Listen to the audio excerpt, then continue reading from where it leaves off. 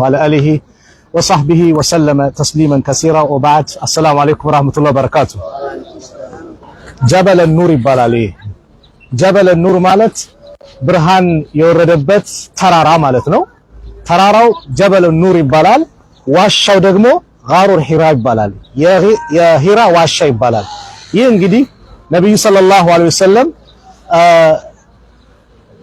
ረመዳን ወር ላይ ብዙ ጊዜ ይባላል ይመጡ ነበር ወደዚህ ከ10 ቀን እስከ ወር ኢቲካፍ ይቀመጣሉ ከናታችን ኸዲጃ ስንቅ ይሰበስቡና ብቻቸውን ይቀመጡ ነበር የመጨረሻ ግን ነብይነት የተበሰሩበት አመት ላይ ግን ሲቀመጡ ከወትሮ በተለየ መንገድ ጅብሪል መጥቶ ነብዩና አለይሂ ሰላቱ ወሰላም እዚህ ዋሻ ውስጥ እቅራ አላቸው አንብብ አላቸው እኔ ማንበብ አልችልም አሉ ጅብሪል ጭምቅ አረጋቸው ነብዩ ተጨናነቁ አሁንም ለቀቃቸው እቅራ አንብብ አላቸው እኔ ማንበብ አልችልም አሉ አሁንም ጨመቃቸው ለቀቃቸው እቅራ አንብብ እኔ ማንበብ አልችልም አሉ የዚህ ጊዜ ጅብሪል 5 የቁርአን አንቀጽን አወረደ እቅራ بسم ربك الذي خلق الانسان من علق اقرا وربك الاكرم الذي علم بالقلم የሚለውን اقرا አንብብ الذي علم اقرا بسم ربك الذي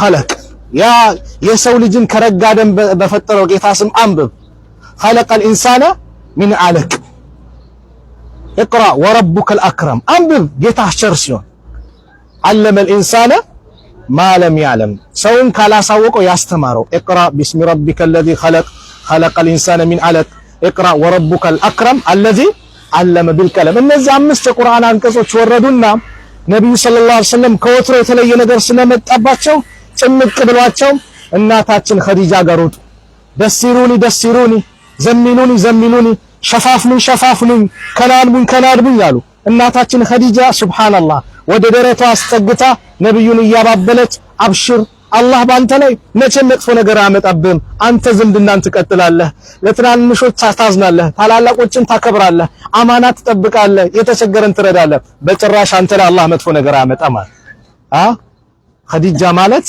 ነብዩ ሰለላሁ ዐለይሂ ወሰለም ከሞተች በኋላ ራሷ ያረሷት እናታችን አይሻ ትቀና ነበርና ኸዲጃ ከሞተች በኋላ ምንድነው ኸዲጃ የምትለው አላህ ለኔ ሰጥቷል ከኸዲጃም የተሻለ አላህ አልሰጠኝም ማለት ነው ከሷ እኮ ልጆች ሰጠኝ እሷ ሰዎች ሲከዱብኝ ያመነችብኝ ገንዘቦችን ሲከለክሉኝ የሰጠችኝ እንደ ኸዲጃማ የለም አሉ ነብዩ ሰለላሁ ዐለይሂ ወሰለም ጅብሪል መጣ ይሄው ከጌታ ሰላምታ አቅርቦልሻል ብሎ ለኸዲጃ ሰላምታ የቀረበላት ነው ኸዲጃ ማለት ነብዩ በጣም ይወዷት ስለዚህ ምን ታሪክ ምንድነው ሚስቶች በዳዋ እንቅስቃሴ ለኢስላም የሆነ የሚያንቀሳቅስ ባል ለነንከባከብ ከጎኑ ልንሆን ባሎች እንደዚሁም ደግሞ ሚስት በዲን ጉዳይ ስትንቀሳቀስ አብሽሪ ልንል በዚህ መልኩ ሲሆን ትዳሩ ምን ይሆናል ይጣፍጣል ነብዩ ሰለላሁ ዐለይሂ ወሰለም 25 ዓመት የትዳር ህይወት አሳልፏል ዛሬኛ ሰው የሆነ ልብ ወለድ ያነባል ወላሂ የትዳር ህይወትን የተሳካ ለማድረግ የነብዩን ታሪክ ማንበብ በቂ ነው ነብዩ ከኸዲጃ ጋር 25 ዓመት የፍቅር ህይወት አሳልፏል ደስ የሚል ፍቅር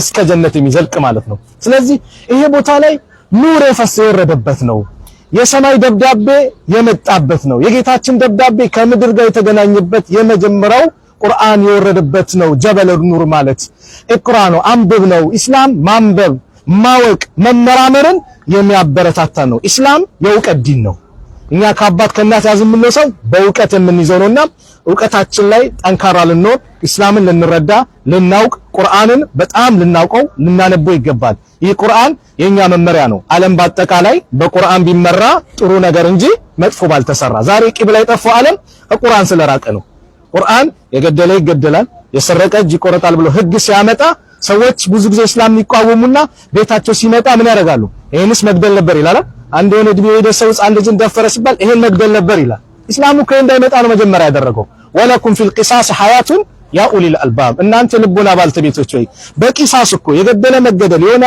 መጥፎ ነገር የሰራ በሰራው ልክ ቅጣቱን ማግኘቱ ለእናንተ የህይወት ዋስትና አላችሁ የኢስላም አስተምሮ ይሄ ነው ስለዚህ ይሄ ዛሬ እንግዲህ ረሱል ላይ ያስቡት እንግዲህ ይሄንን ተራራ ነብዩ ሰለላሁ ዐለይሂ ወሰለም ወጥተው ተቀምጠው ብቻቸውን ለ10 ቀን 20 ቀን አንዳንድ ሞር ስንቅ ሲያልቅባቸው እናታችን ኸዲጃ ጋር ይሄዳሉ ስንቅ ይዘው ይመጣሉ ለዚህ ሁሉ ስትንከባከብ የነበረችው እናታችን ኸዲጃ ናት የሙእሚኖች እናት ይሄ ብርሃን ከፍ እንዲል ኢስላም ከፍ እንዲል ጥረት ያደረገች እንደ ኸዲጃ የመጀመሪያው እኮ ሙስሊም ናት መጀመሪያ ነብዩን የተቀበለች ኸዲጃ ናት። ነብዩን ስታበረታታ የነበረች ኸዲጃ ናት ረዲየላሁ ዐንሃ።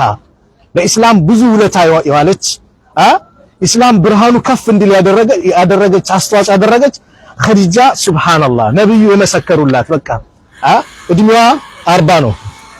የነብዩ ሰለላሁ ዐለይሂ ወሰለም እድሜ ስንት ነው? 25 ነው። ኸዲጃ ከነብዩ በፊት 2 ባል አግብታለች። ከዛ በኋላ ወንድ የሚባል አልፈልግም አለች። እና አቡ ጃህል እና አቡ ሱፊያን የመካ መኳንንቶች ሲጠይቋት በጭራሽ አለች። ነብዩ ግን እሳቸው ጋር እሷ ጋር ስራ ተቀጥረው ወደ ሻም ንግድ ሲሄዱ ትርፉንም ስታይ የስነ ምግባራቸውን ስታይ የእሷ አገልጋይ መሰራ የሚባል አለ። እኛ ፀሐይ ሲመጣብን እሱ ጋር ጥላ ነበረ።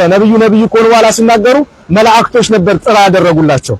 ነብዩን ወደደች ኸዲጃ። ሴት ናት ግን ለመናገር ፈራች። ነፊሳ የምትባል ጓደኛ ነበረቻትና እንደው እኮ አንድ ሰው ወደድኩ ማን መሐመድን እንደው ኸዲጃ ባንቺ ልብ ውስጥ ወንድ ገባ? አዎ በቃ ለኔ ተያለች። ነፊሳ ነብዩ ጋር መጣች።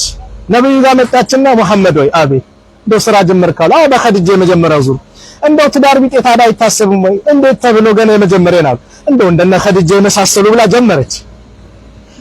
አረ አለች። ለምን የኸዲጃን ዝና ሰምተዋል። እንደው አንተ እሺ በል ለኔ ተወልኝ አለች። የነብዩን ግቢ ዞረችና ሁለቴ ምናምን መጣ። በስንት መከራ አሳመንኳት መሰል። ከዛ በኋላ በኸዲጃ በኩል ወረቃ ቢን ነውፈል ያጎቷ ልጅ እንደዚሁም ደግሞ በነብዩ ሰለላሁ ዐለይሂ ወሰለም በኩል አቡ ጣሊብ ሆነው ህጋዊ በሆነ ጋብቻ ተጋቡ። ለምን አረቦች በወቅቱ በተለያየ መንገድ ነበር። ቀይ ባንዲራ አለ።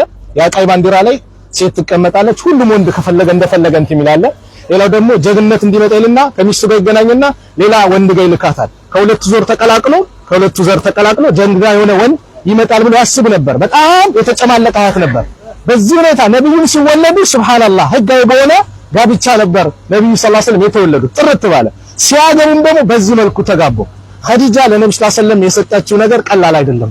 ነብዩን ያከበረች ነብዩን የወደደች የኢስላም ትልቅ መከታ ነበረችና ይሄንን እዚህ ቦታ ስንመጣ ኸዲጃ ትታወሳለች። ለምን ነብዩን ያበበለችው። ስለዚህ ባልሽ የሆነ ንግድ ላይ የሆነ ነገር ሆኖ ሲመጣ እህቴ አንተም የሆነ ነገር ሆኖ ሲመጣ እስቲ ያኔ ኸዲጃን ታሪክ እናስ አብሽር።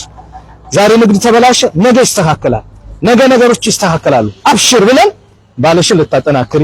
ወንድሜ ሚስት የሆነ ነገር ውጤት ሊበላሽ ይችላል፣ ትምህርት ወይ የሆነ ነገር ስራ ነገር አብሽሪ፣ ነገም ሌላ ቀን ነው አላህ ያስተካክለዋል ብሎ ሞራል መስጠት። ሰሃቦቹ እንደዛ ነበሩ። የዱንያን ጣጣ እንችለዋለን የአኺራን ግን አንችለውም ሐራም እንዳታበላን ብላ ትልኳለች። በዚህ መልኩ ሙስተሂድ ነን። ስለዚህ የጀበለ ኑር የፈሰሰበት ቁርአን የመጀመሪያ የመጣበት ነው። ነብዩ ሰለላሁ ዐለይሂ ወሰለም ጋር ከመጣ በኋላ እንግዲህ ከዛ በፊት 6 ወር መናም ያዩ ነበር። ያ መናም ያዩት ተስተካክሎ ያገኙታል። ማታ ካዩት ጠዋት ይከሰታል ለ6 ወራት። ከዛ በኋላ ቁርአኑ መጣ። በጣም ጨንቋቸው ነበረ። አላህ ቁርአን አወረደው። ሁለተኛው ምን አላቸው? ያ አዩሀል ሙደሲር አንተ ተከናናቢው። መጀመሪያ ደሲሩኒ ዘሚሉኒ ያላሉ ሸፋፍኑ ያላሉ። አላህ በስመ ያ አዩሀል ሙዘሚል ያ አዩሀል ሙደሲር ቁም ፈአንዚር ወረበከ ፈከብር ወሲያበከ ፈጠሂር ወሩጅዘ ፈህጁር ወላ ተምኑን ተስተክሲር። አንተ ሙደሲር ተከናናቢው ቁም ተነስ፣ ፈአንዚር አስጠንቅቅ፣ ወሲያበከ ፈጠሂር ልብስን አዝዳ፣ አይ ጠሂር አዕማለከ ሚነ ሽርክ ስራህን ከሽርክ ከመሳሰሉት አዝዳ። ንጽህና ሁለት አለ። የቀልብ ንጽህና አለ፣ ከምቀኝነት ከምናምን ንጹህ ማድረግ። የአካል ንጽህና አለ። አጥሁሩ ንስፉል ኢማን፣ ንጽህና የኢማን ግማሽ አካል ነው። በዚህ መልኩ አላህ እንዲነሱ ዳዕዋቸውን እንዲቀጥሉ አላህ አደረጋቸው። ኑቢያ ቢልኢቅራ፣ በኢቅራ ነብይነት ማዕረግ አገኙ። በሙደስር ደግሞ የምን ማዕረግ አገኙ? የምልክተኝነት የሩሱልነትን ማዕረግ አገኙ። ስለዚህ ጀበለ ኑር ነው። ኑሩን አላህ ልባችን አላህ ያፍስልን። የቁርአንን ብርሃን በውስጣችን አላህ ያስገባልን። በቁርአን መመሪያ ላይ ነው። ቁርአንን ይዘን የምንጓዝ አላህ ያድርጋል። ቁርአን ነገ የውመል ቂያማ አማላጅ ነው፣ ለቀረው ያማልዳል። ቁርአን የውመል ቂያማ ነገ ሲቀራ የነበረ ጌታዬ እንቅልፉን አጥቶ ሲያነበኝ ነበረ፣ ባክህ ጀሃነም አታስገባው ጀነት አስገባው ብሎ ሊማልድ ይመጣል። ቁርአን ከሚያማልዳቸው አላህ ያድርገን። ቁርአን የሚመሰክርባቸውም አሉ፣ እንደዚሁም ቁርአን ደግሞ የሚመሰክርላቸው አሉ። አላህ ቁርአን ከሚመሰክርላቸው አላህ ያድርገን። በእኛ ላይ ከሚመሰክርባቸው አያድርግብን። ቁርአንን ይዘን የምንጓዝ አላህ ያድርገን። ይሄን ዑምራ አላህ ይደጋግምብን፣ ሐጁንም ይደጋግምብን።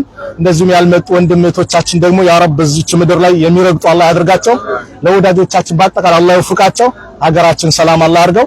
ሙስሊሙ ማህበረሰቡን ሰላም አላህ ያርገው። ፊሊስጤምን አላህ ሰላም ያርግልን። እኛንም በሰላም ዑምራችንን አከናውነን በሰላም ወደ ቤተሰቦቻችን የምንሄድ አላህ ያድርገን። እዛው ሀገር ያሉት ቤተሰቦቻችንን ሰላም አላህ ያርግልን። ምንም አይንካብን። በሰላም የምናገኛቸው አላህ ያድርገን። ربنا آتنا في الدنيا حسنة وفي الآخرة حسنة وقنا عذاب النار وصلى الله على نبينا محمد وعلى آله وصحبه وسلم. السلام عليكم ورحمة الله وبركاته.